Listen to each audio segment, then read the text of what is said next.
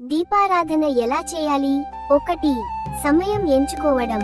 ఉదయం సూర్యోదయానికల్లా లేదా సాయంత్రం సూర్యాస్తమయానికి ముందు దీపం వెలిగించాలి. సాధారణంగా శుభ సమయాలలో వెలిగిస్తే మంచి ఫలితాలుంటాయి. 2. అవసరమైన వస్తువులు.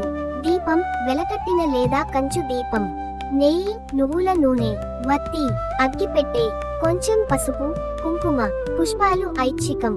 3. దీపాన్ని వెలిగించే విధానం. ముందుగా చేతులు కడుక్కోవాలి, స్థలాన్ని శుభ్రపరచాలి.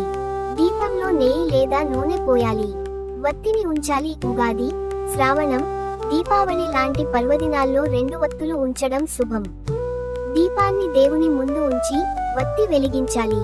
దీపం తూర్పు లేదా ఉత్తర దిశలో ఉండాలి. దీపాన్ని వెలిగించాక చేతితో 3 సార్లు తలకి, ముక్కు దగ్గరకి తాకాలి. 4. శ్లోకాలు, మంత్రాలు.